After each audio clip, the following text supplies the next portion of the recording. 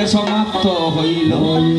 রাম লক্ষণ বড় শত্রুঘ্ন, তোমার সন্তানের হাতে মা গেল রে মরিয়া।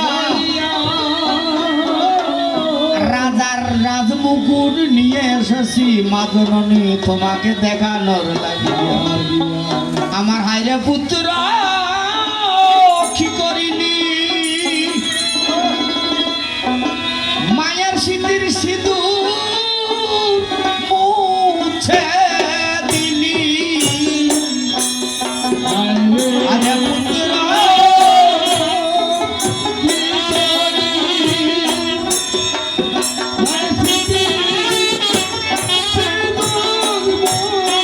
মুছে দিলি, আমার আর কেহ নাই।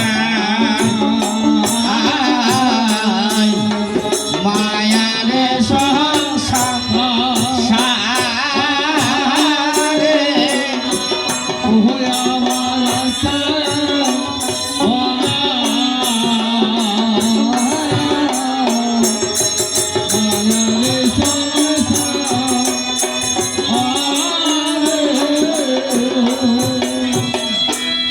লক্ষু জিজ্ঞাসা করে মা আরো আগে কেন না বলিলে?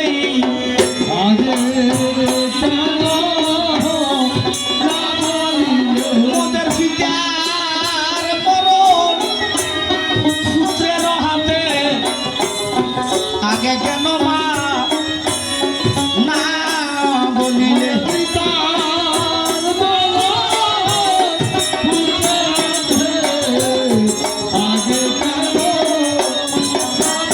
অসা পিতার মরণ পুত্রের হাতে, আগে কেন না বলিলে? হরিব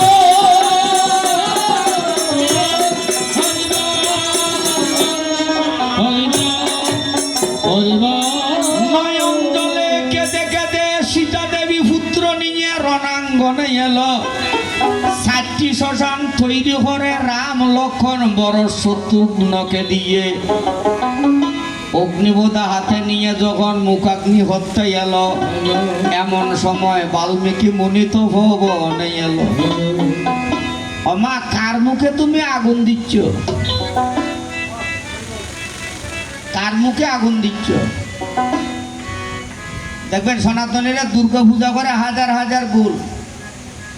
আচ্ছা লঙ্কা রাবণ দুর্গা পূজার গুলের কারণে সব অংশে বিনাশ, ঠিক আছে, কিন্তু আসলে ভুলটা রাবণের ছিল না, ভুলটা কিন্তু রাবণের ছিল না। দেবতারা চক্রান্ত করে হনুমানকে মাসির রূপে ফাটাইয়ে চণ্ডীর একটা লাইনের মধ্যে যখন বসিল, দুর্গা পূজার চণ্ডীর ভুলের কারণে রাবণ বধ হইল। এবার খেয়াল করেন তো সনাতনীরা যে দুর্গা পূজা করতেছে হাজার হাজার ভুল করে। 3 লক্ষ টাকা বাজেট পূজার প্যান্ডেলের জন্য, কিন্তু মাকে দর্শনে স্নান করাইয়ে অনেক জায়গায় কাপড়ও দেয় না, অনেক জায়গায় স্নান করে। এই ভাবলে অবাক হবেন, সারা বাংলাদেশের পূজা উদ্যাপন কমিটির আগে যিনি সভাপতি ছিল, উনার মায়ের অনুষ্ঠানে গান করে আমরা সবাই উপবাস চলে এসেছি।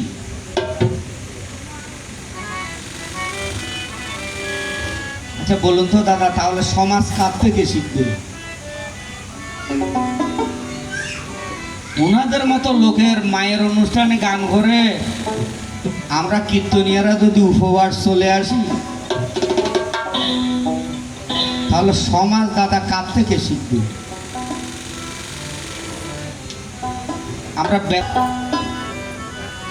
মন্দাদরী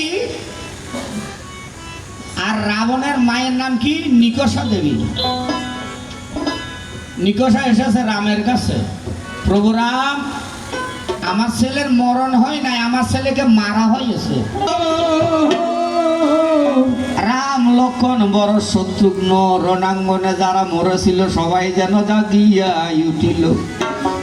অশ্ব নিয়ে রামচন্দ্র অযোধ্যাতে এলো। অযোধ্যাতে একটা রামায়ণ কীর্তনের নিমন্ত্রণ দিয়েছিল। লবকুশ দুজনে আপন মনে চলে যায় রামায়ণ কীর্তন করার লাগিয়ে। গঙ্গার ঘাটে বিমলা দেবী খাদিতেছে নিঃসন্তান সংসার জীবনে তাহারও লাগিয়া। মা বলিয়া ডাকিয়া বিমলাকে যখন জড়াইয়া ধরিল, পুত্র বলে কোলে নিয়ে গঙ্গা পার করিয়া দিল। গঙ্গা ভার হয়ে দুই ভাই মিলে অযোধ্যার রাজপ্রাসাদে রামায়ণ কীর্তন করিতে লাগিল। রামের মনের মধ্যে তখন সন্দেহ জাগিল। বাল্মীকি মুনির চরণে লবকুশ দুজনের পরিচয় জিজ্ঞাসা করিল। গুরুর আদেশে লবকুশ দুজনে রামচন্দ্রের চরণে আত্মপরিচয় প্রকাশ করার জন্য তখন এলো। পরিচয় কি দিব রাম তোমারে, মোরা দুটি ভাই অরণ্যে বেড়াই, মাবিনে মোদের অন্য কেহ নাই। দুই ভাই বনে বনে ঘুরি, বন হল হারি শয্যা বিনে শয়ন মৃত্তিকার উপরে। মোদের মায়ের নাম জানকী, সীতার এক নাম কি জানকী, এটা গোহর নাম। মায়ের নাম জানকী, জনম দুঃখিনী। সীতার নামটি গবু স্বপনে না শুনি।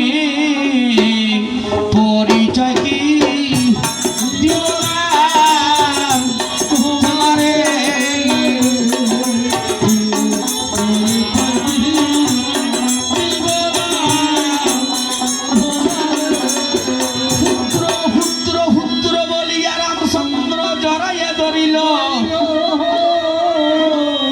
কোথায় আছো সুমন্ত সারথি, কানন হতে সীতাকে নিয়ে অযোধ্যা রাজপ্রাসাদে।